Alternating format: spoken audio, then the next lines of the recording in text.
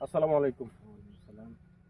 ভাই ভালো আছেন না? আছি আলহামদুলিল্লাহ। আমরা যে খেতে আসছি আপনার মরিচের, এটার এলাকার ঠিকানাটা একটু বলে দেন দেখি আপনি। যে কোথায় আছি আমরা, কোন চরে বা কোথায়? পাকুলা উত্তরপাড়া, পাকুলা উত্তরপাড়া ডিস্ট্রিক্ট, সোনাতলা। সোনা সোনাতলা থানা। এটা সোনাতলা। সোনাতলা থানার মধ্যে আসছে। হ্যাঁ। আপনি এই মরিচের জাত যে লাগাইছেন, এটা কোন কোম্পানির কি জাত লাগাইছেন? স্বপ্ন শীত, স্বপ্ন সিড কোম্পানির স্বপ্ন ফায়ার। স্বপ্ন ফায়ার। আপনার কত শতক জমি লাগাইছেন এটা? 20 শতক। 20 শতক জমি লাগাইছেন। প্রথম যে তুলছেন, এটা কতদিন বয়সে প্রথম তোলাটা তুলছেন আপনি?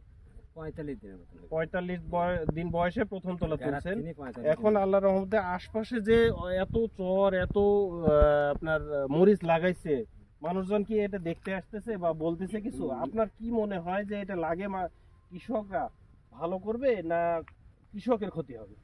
দেখতে আসছে আমাকে, কয়েকজন বেড়ে গেল বেড়ে গেল। যে আপনার এইটা কোথায় কিনে নিয়েছেন, সেটা আমরাও গাড়বো। হ্যাঁ, আমি কোনো ভালো ফলন। ভালো ফলন। হ্যাঁ, এর দামও বেশি। মুরব্বি বাজারে অন্যান্য মরিচ আর এই মরিচের দামের কোনো পার্থক্য আছে? 400 টাকা। 400 টাকা। হ্যাঁ। মরিচের দামের 400 টাকা পার্থক্য আছে। 2200, এটা 2600। এটার কারণটা কি মনে হচ্ছে আপনার, যে এই মরিচের সাইজ দেখে? এই মরিচটা আপনার ঝাল বেশি। ঝাল বেশি। হ্যাঁ, ঝাল প্রথমত। বেশি। ওই চামড়া একটু এটা গারাকে পছন্দনীয় বেশি। পছন্দনীয় বেশি। হ্যাঁ, আপনি এখন কয়টা তোলা দিছেন এখন বর্তমানে? 3টে তোলা দিচ্ছি। 3টা তোলা দিছেন। এক একটা গাছে এভারেজে কয়টা করে মরিচ তুলতে পারছেন? ম্যাক্সিমাম 60 পার হয়ে যাবে। 60 পার হয়ে যাবে ম্যাক্সিমাম। আর খালি এটা তো 80-85। যেগুলা ভালো আছে 80-85টা করে এক একটা তোলাতে দিতে পারছেন। হুম। আর হচ্ছে যে এভারেজে হচ্ছে এভারেজে 60-65 60-65।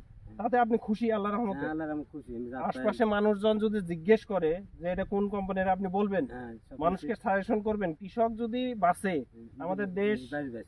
ভালো থাকবে, আমরা ভালো থাকবো, সবাই ভালো থাকবে। তাহলে কি স্বপ্ন সিড কোম্পানির এই স্বপ্ন ফায়ার মরিচ চাষ করে আপনি খুশি? খুশি। আলহামদুলিল্লাহ। সামনের বছর আরো বেশি করতে পারি।